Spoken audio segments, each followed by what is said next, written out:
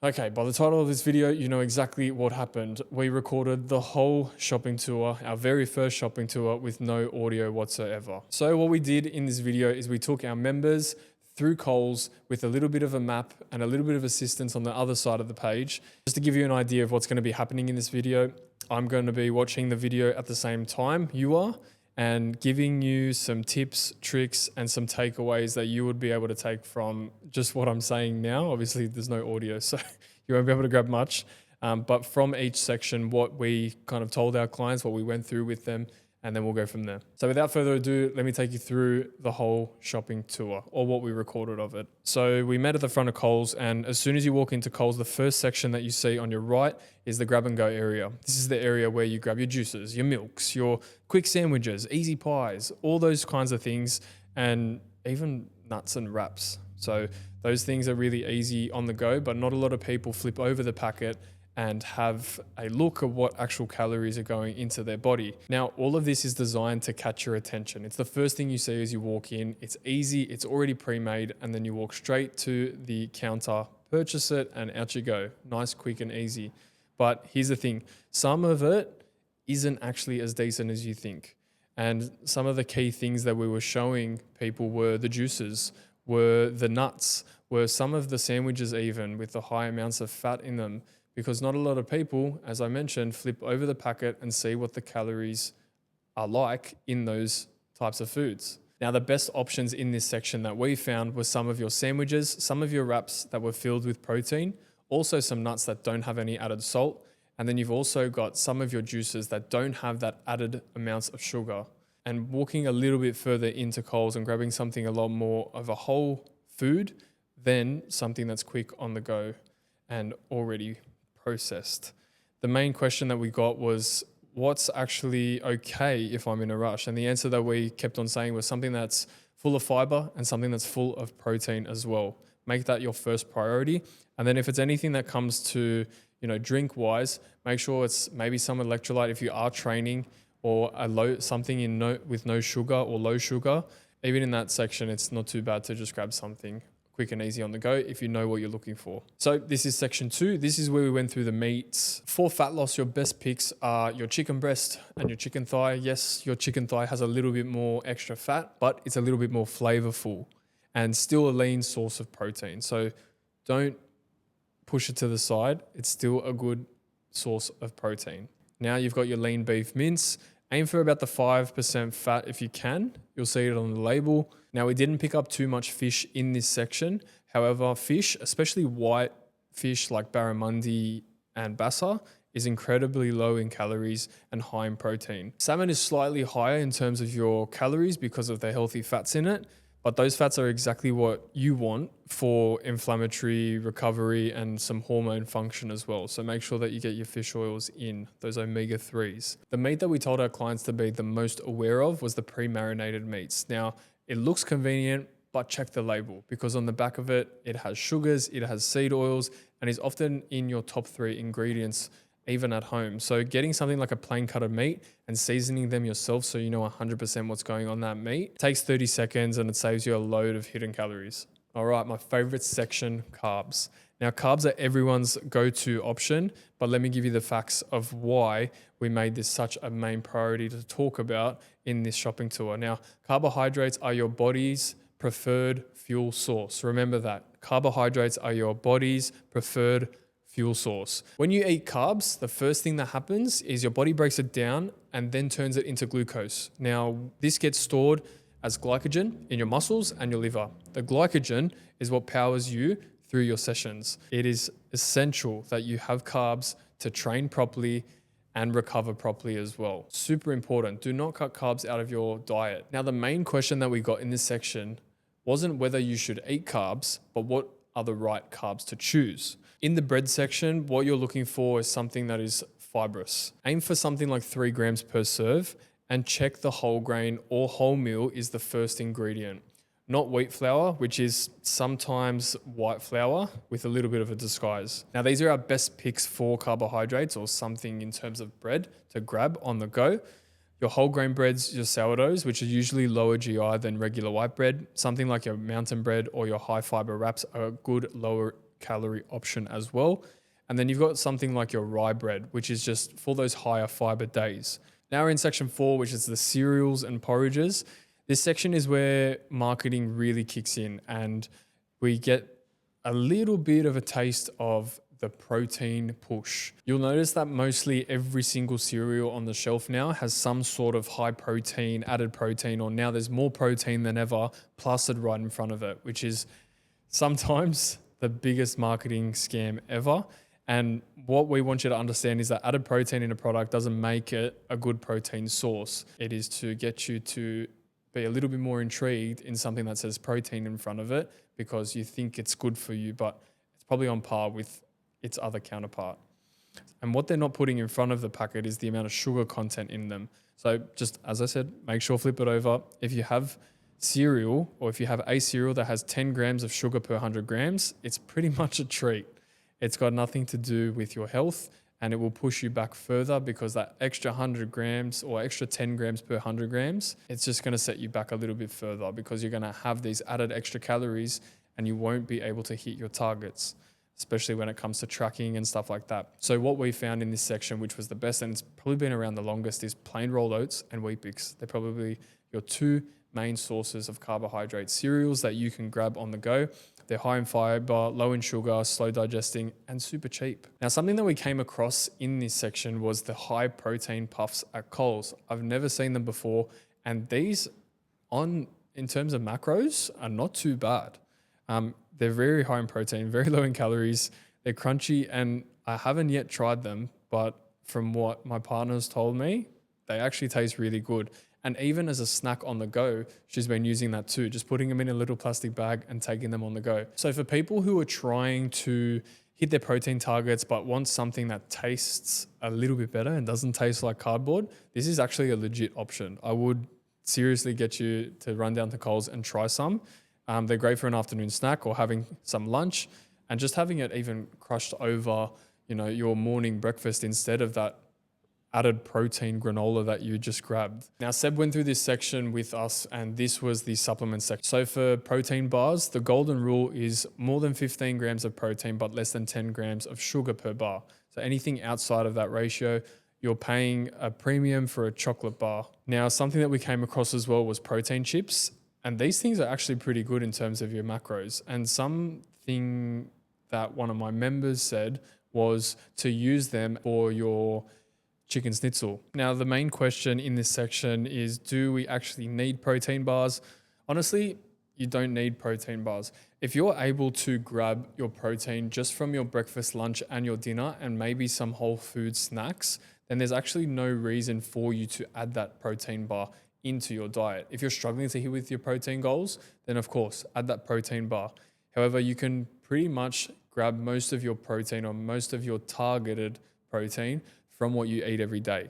So it's a supplement. That's why it's in the supplement section. So just make sure that you're being careful when it comes to your protein bars and you're not overindulging in them just to get that extra bit of protein because protein's good for you. Now, my favorite section, or one of my favorite sections, is the spreads. So something like your peanut butter and your protein spreads. Now, this is very similar to the cereal section where marketing is at its peak, and peanut butter is probably one of the most debated foods we get asked about, and this section shows exactly why. There are now these new protein versions of peanut butter where they add all this extra protein apparently, but here's the truth, there's actually no real difference between the high protein version and the one that you get off the shelf. Literally 2 to 3 grams per serve of protein difference in between the two. And that's it, for double the price. You pay double the price for something that says protein in it. Now, what you should be grabbing is just your natural, regular peanut butter. Something that the only ingredients are mainly peanuts and salt. You got your healthy fats in your natural peanut butter, some protein, and if you're buying it because you enjoy it, well, great. You don't have to kick it out of your diet. You can add it to something like your protein bowl in the morning or your oats bowl in the morning. Just understand that you need to get 4 tablespoons to get 15 grams of protein. And that's already 400 calories. It's a very high calorie dense spread. So just be very, very careful. Now we're on to section 8, which is the crackers, chips, and sometimes some little party snacks. But this section was really relevant to us because one of our clients told us that when it comes to a social event, these crackers or these dips or whatever it was are at these social events. And what a lot of people don't know is how high in calories those crackers that you may be having are. That's what can tip you over that calorie deficit that you're already in if you are wanting to lose weight. So here's the framework we walk through.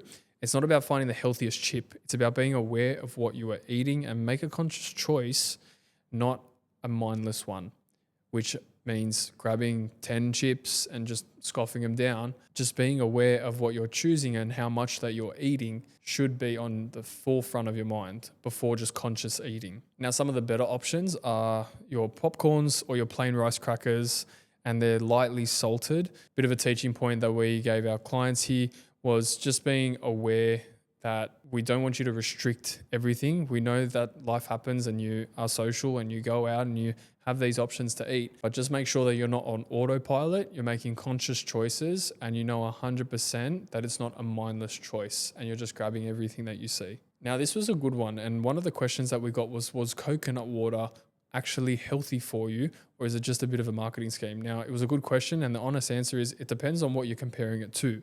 Coconut water is good. It's just the liquid inside of a very young coconut, and it's naturally rich with electrolytes and potassium, magnesium, calcium. And 1 cup of coconut water contains more potassium than a banana, and it's lower in carbohydrates compared to your standard sports drinks, around 4.5% of carbohydrates versus 6 to 8% in most commercial sports drinks.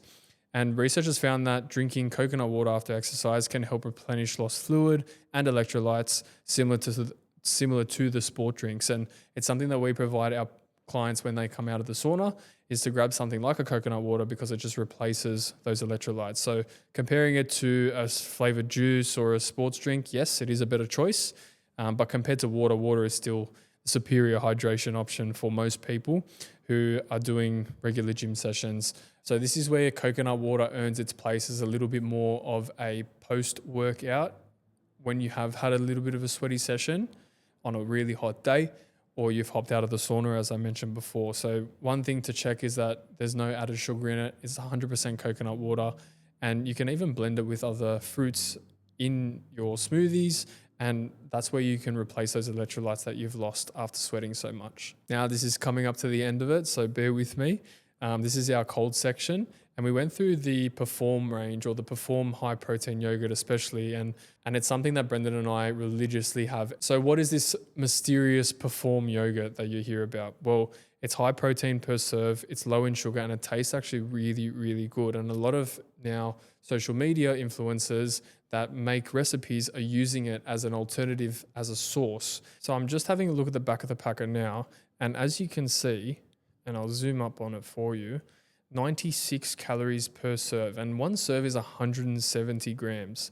There's 15.9 grams of protein, there's 6.8 grams of carbs. In terms of overall fats, there's barely any. You've got your other yogurts like YoPro, Chobani, which usually have the 20 grams of protein in them already.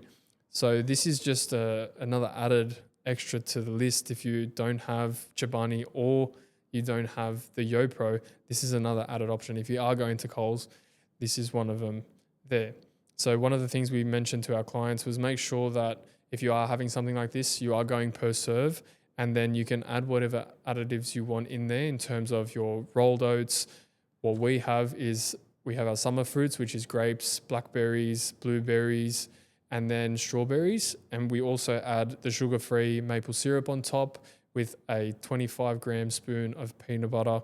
And that's a perfect recipe in the morning. And if you want to watch that, it's actually on our Instagram, so check that out. Greek yogurt is one of the most versatile foods that you can keep in the fridge and use it pretty much, as I mentioned, as a sauce, a dip, a breakfast, a post-workout snack, even in baking these days. And something my dad has made has been the high-protein pizza bases, and they actually taste really, really good. Maybe it's something that I'll make. Who knows?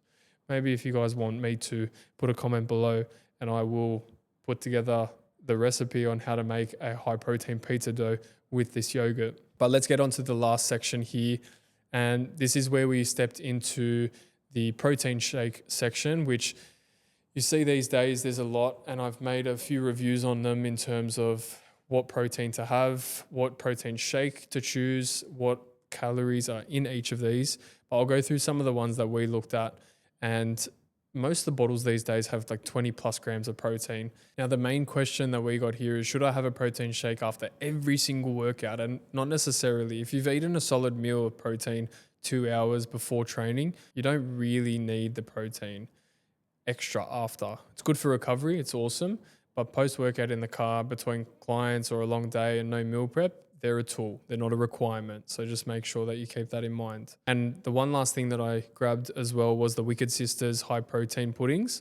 Those have 15 grams of protein and they taste absolutely amazing. And it's also something that you can put into your breakfast. Some come in chocolate, vanilla, strawberry, and banana. And there's, I think, a banoffee flavor, don't get me wrong. So thank you very much for sticking around for this episode. I'll call it an episode because I don't really think it's a vlog. But just make sure that when you are in the supermarket, you don't overwhelm yourself. Once you know what you're looking for, the rest is easy. And it actually becomes a lot more simple for you to shop when you know what you're shopping for. So shop for the fresh stuff first. Fill up on the basics like your meats, like your eggs, veggies, oats, yogurt, canned tunas, and then make some smart choices in the middle in terms of the middle aisles on what you've learned from something like today. If you've got any questions or anything that we haven't covered, or you want to build a little bit of a meal plan around what's actually available at your local Coles, make sure to reach out to myself or Brendan or any of the coaches. And that's pretty much what we're here for, is to help you. And that's the reason why we put something together like this shopping tour together, was to help members in our community understand the basics of walking through a shopping center without the pressure. So thank you for watching. Make sure that you like, comment, and subscribe. And we will see you in the next one for our podcast. Ciao.